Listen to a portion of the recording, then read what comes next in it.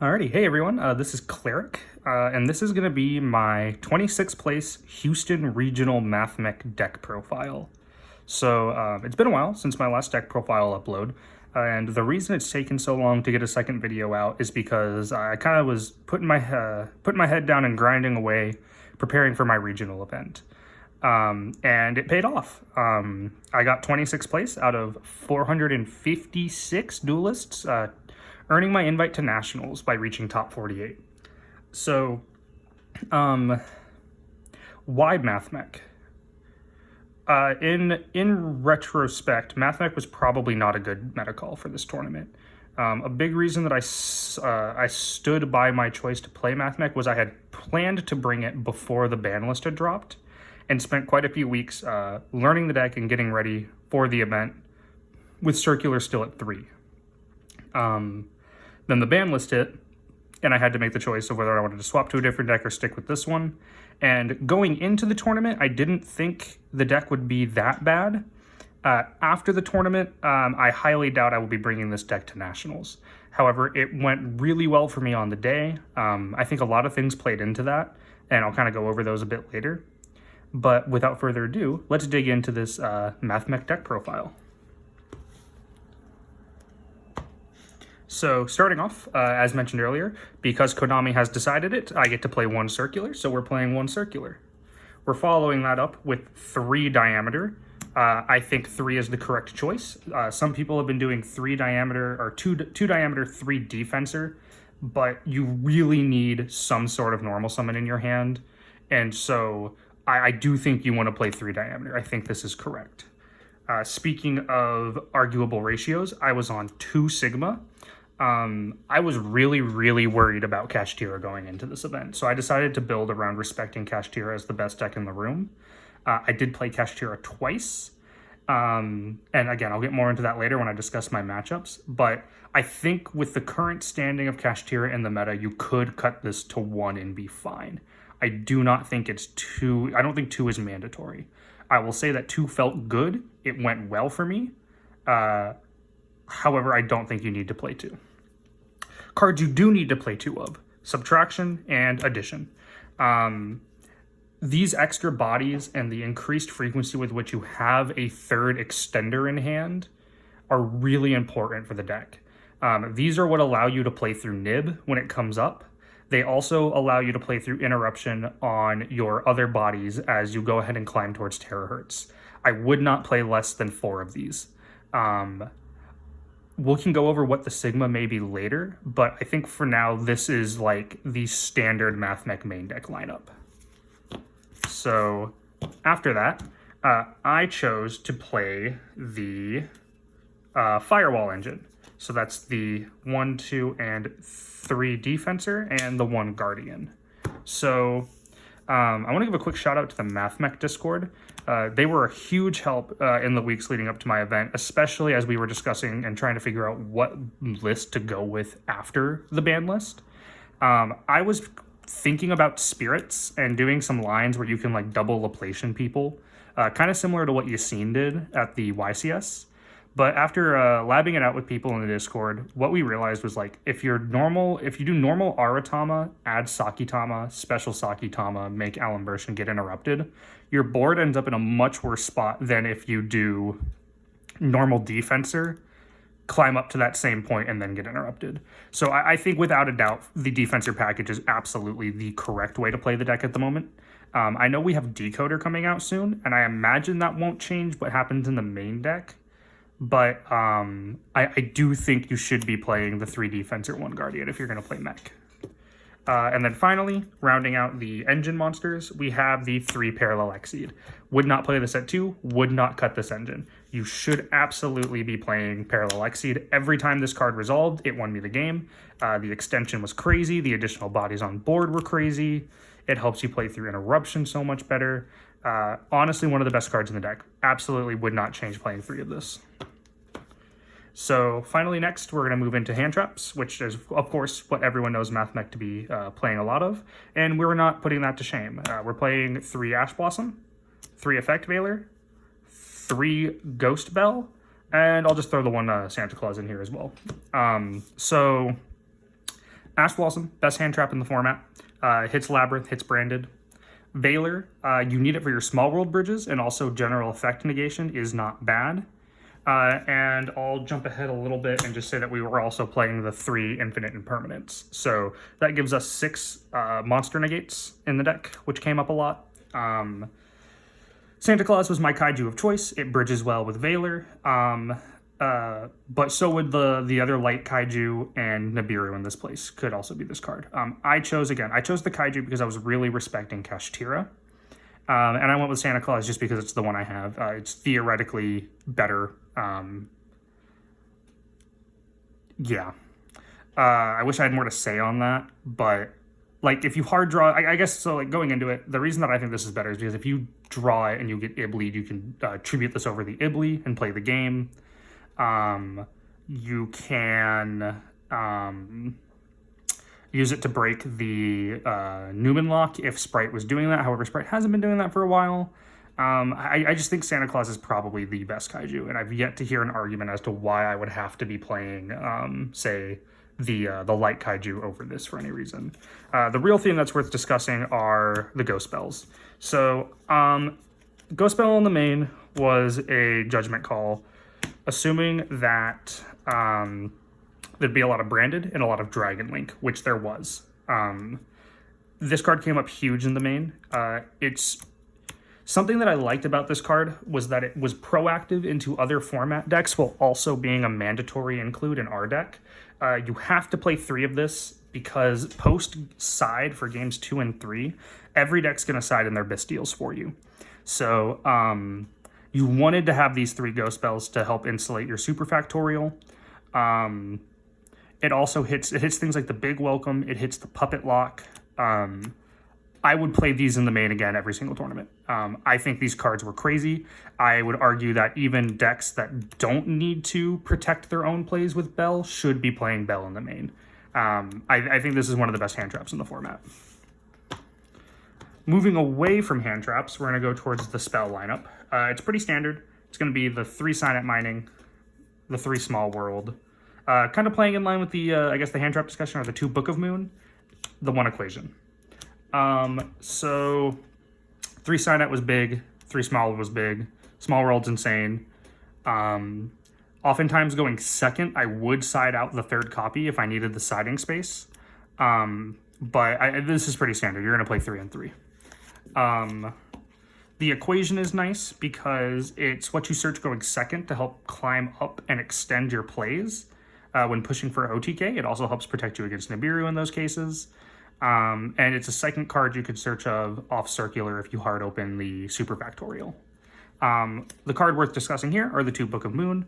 Again, I was prepared very heavily for Kashtira. The big reason being that our deck cannot play under Macrocosmos, and so we needed to answer Kashtira or Rise Hard if it ever hit the board. What I found out throughout the tournament and in locals and testing is just that Book of Moon's insane right now. I would put this to 3. I would probably cut the other Sigma and play a 3rd Book of Moon, going, like, if I were to play the tournament again. Every time this card resolved, every time I drew it, this card was just insane. I think Book of Moon is absolutely wild this format and should be something you consider putting into your decks, even not named Mathmech. Like, I do think this and Bell are 2 of the best cards right now. And then rounding out the deck, the last card, we were on 40 exact, was the Super Factorial. It's the heart and soul of the deck. Flip Super Factorial, make Laplacian, rip 3, have an Omni. This is why you play Mathmech. So that rounds out the main deck. And so we're going to go over the extra deck. So we had the 2 Alimbertian and the 1 Laplacian. Pretty standard. You can arguably cut the first one with Kashtira getting worse. However, I have had many games where the second Alimbertian just comes up.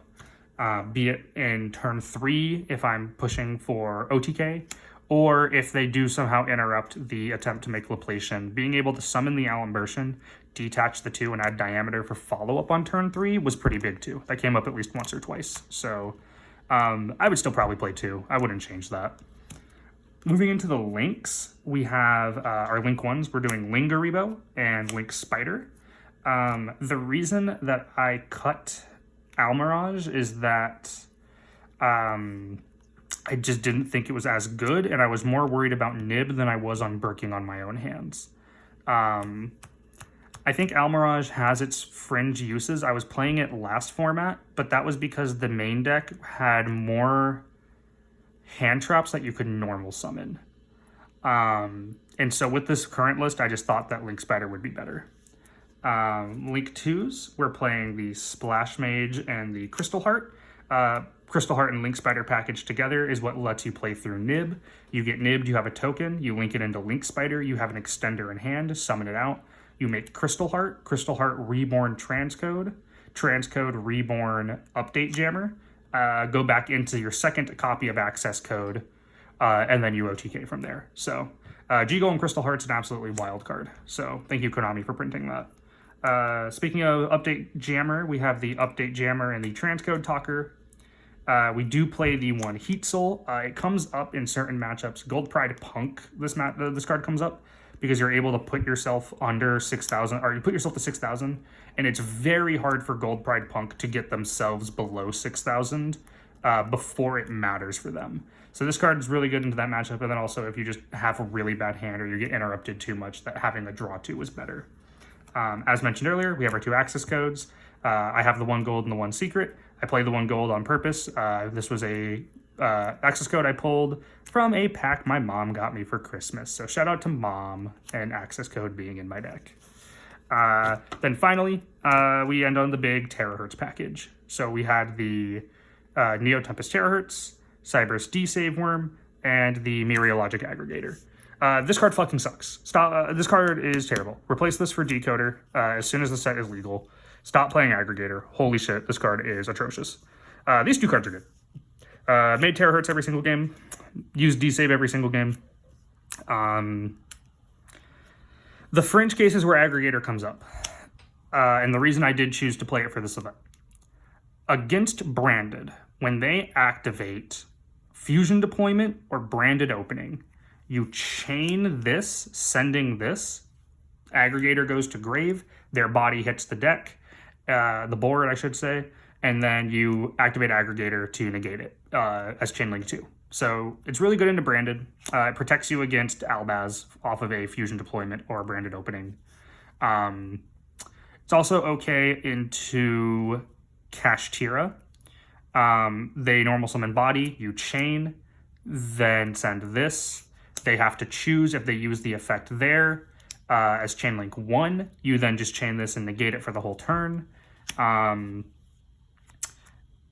It has fringe cases. It's too slow. If it could somehow be chainable to the effect of Terahertz, it would be better. But I don't know. I don't think the card's good. And oftentimes you're using Terahertz anyways to send Diameter on their turn. You're not always having this live. So I think Aggregator is very cuttable and will be the first thing I look at when trying to fit Decoder into a list. So that's going to round out the extra deck. And then really quickly, we'll go over the side deck because I do think there are some interesting choices that I made that are worth talking about. Anti-Spell Fragrance, standard. Feather Duster, 2 Cosmic.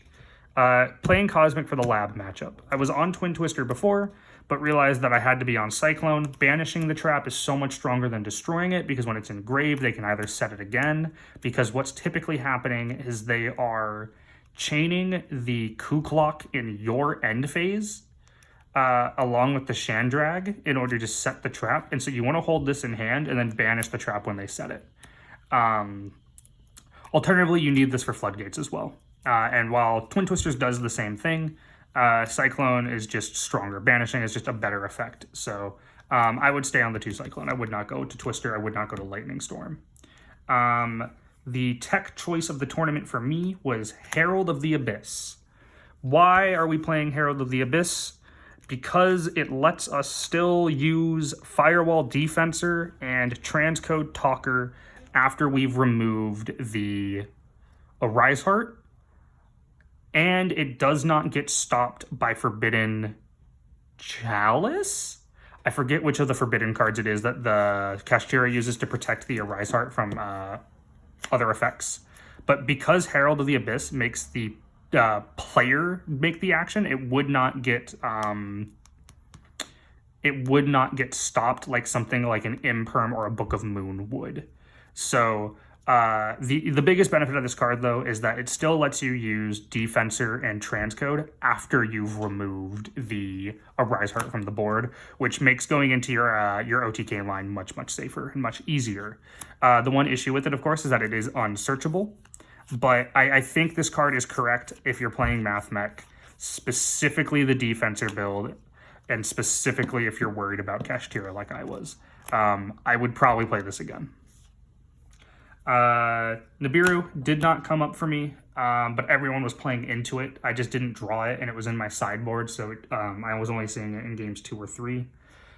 Typically games 2, because I wouldn't really be playing it going first, but the card theoretically is good.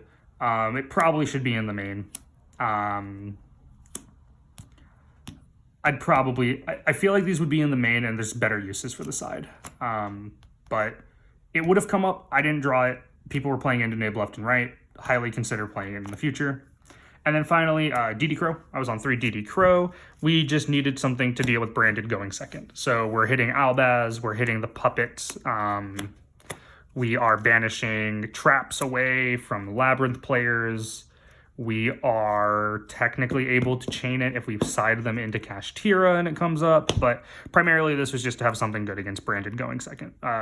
Branded was the deck I expected to play the second most and played only once in my first round. So that's going to do it for the deck profile. Let's quickly go over my matchups. So round 1, I was against Branded.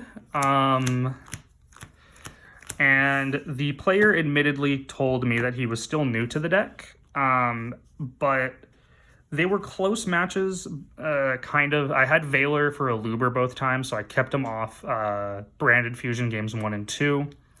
He tried to Bestial me in game 2 when I pushed for OTK, but I had the Heart Open to Bell to keep my monster revived, and then it was an easy game from that point. So play the bells. These cards, insane. Round 2, let me see. What was my round 2 matchup? Pro tip, bring notebooks to events and keep track of what's going on in your games. They're always helpful to look back on. Round 2 was Kashtira. Another situation where my opponent mentioned almost right after the duel that he was still new to the deck. And I could kind of tell that when we were playing. Game 1, he went for a board that would have played straight into Nib. However, he did open Shifter in game 1, and so I attempted to play through the board only because he was someone from locals, and so he knew what deck I was on. If it was someone who did not know what I was playing, I would have probably scooped before playing my first card. But I tried to play through the board, couldn't get through the D-Shifter, and then passed, or scooped it up, rather. Game 2, I just went full combo. He couldn't stop me. Game 3, I had the outs. I Herald of the Abyss, the Arise Heart. I Cosmic Cycloned the Kashtira Birth. And then I had access code OTK. Round 3 was against Sprite. I wish I remember the name of my opponent, but apparently he made top 3 at the, or top 16 at the 3v3 YCS recently, so belated congratulations to him. But I did win that matchup. The game 3 came down to a 50-50 judgment call he made. He put me on Imperm when the card in hand, or the set card was Imperm, is what he put me on. The set card was Book of Moon. He normaled Jet instead of normaling Beaver, and so I Book of Moon to the Jet, and he scooped it up there. Round 4 was Sword Soul, which was my first loss. That game, there was nothing I could have done.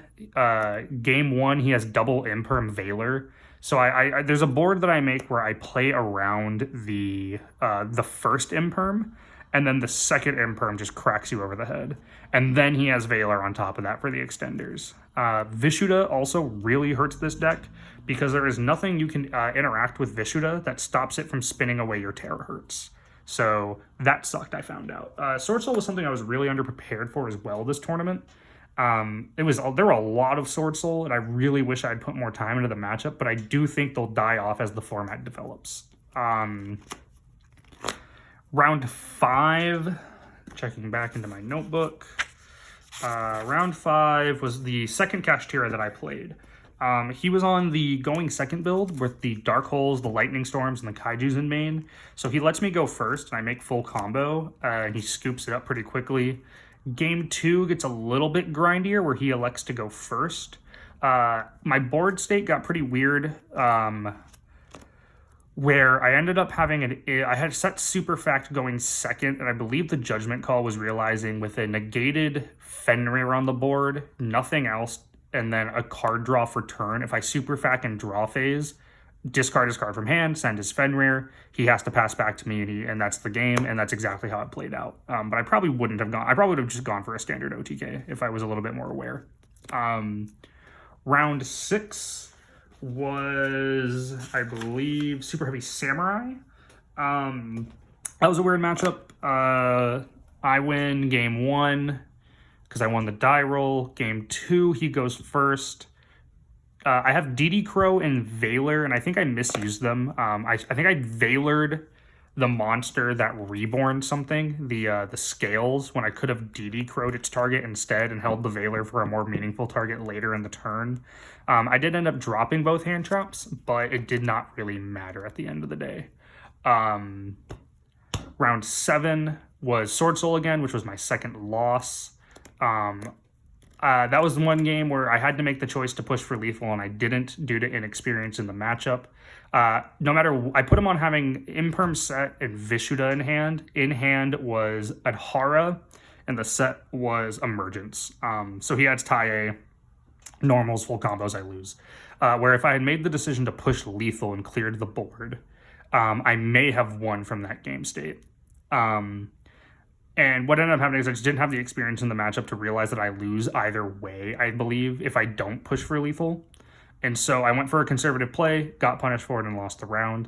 Immediately after that, I played Labyrinth and got pretty lucky in that matchup. I ashed a welcome on going second.